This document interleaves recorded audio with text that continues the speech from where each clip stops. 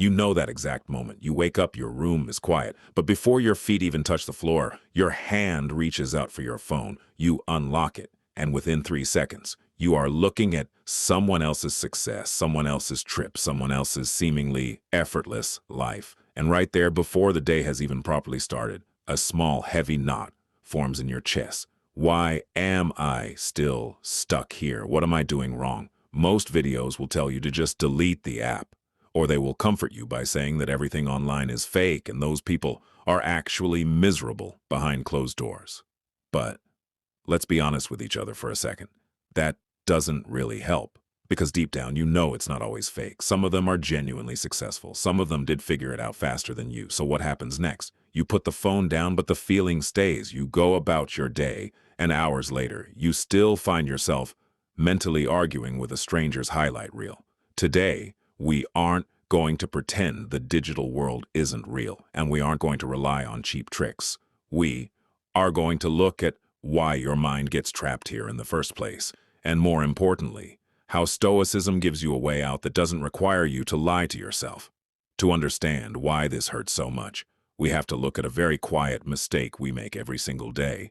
We measure our behind the scenes against someone else's highlight reel. Of course, you feel like you're losing. You are comparing your Monday morning confusion, your unfinished projects, and your quiet doubts to someone else's carefully curated victory lap.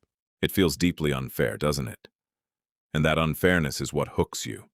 You get stuck in a loop of silent frustration. If I just worked harder, if I just had their luck, I wouldn't feel this inadequate. But here is where the ancient philosophy of Stoicism cuts straight through that noise with a cold, liberating dose of reality. The Stoics didn't spend their time complaining that other people had better circumstances. Epictetus, who spent his early years as a slave in Rome, living with a physical impairment that left him with a lifelong limp, did not comfort himself by whispering, "Well, those wealthy aristocrats are probably miserable inside." He didn't care if they were happy or not. He realized something far more radical. Their success has zero bearing on your capacity to live a good life. Let's test this right now. Let's remove the comforting illusion. What if the person you are envying is actually smarter than you? What if they did build that business faster? What if they are happier, wealthier, and more accomplished? Does that change who you are? Does their success diminish your ability to sit down and do your own work today? When that sharp pinch of envy fades away, we see the truth. It's rarely about laziness.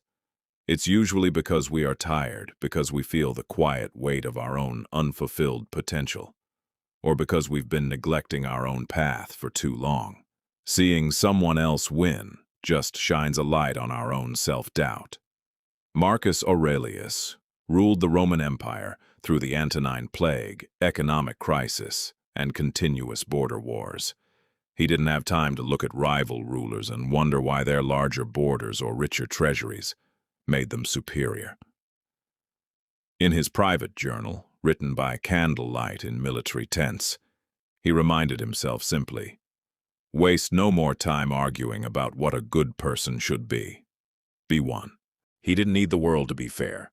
He only needed to manage his own mind. This brings us to what we can actually do. You cannot stop the internet from showing you successful people. You cannot prevent your brain from noticing them. But you can change what happens right after. Think of this as a natural mental rhythm, rather than a strict set of rules. First, the catch. You see a post and you feel that familiar drop in your stomach. Instead of pretending you don't care, you just notice it. Ah, there it is again. Second, the release. You stop trying to guess if their life is fake, and you stop resenting them for winning. You accept the reality of it. They achieved something. Good for them. Third, the turn. You take that heavy, wasted frustration and you pull it back inside. You realize that energy belongs to you, not to them.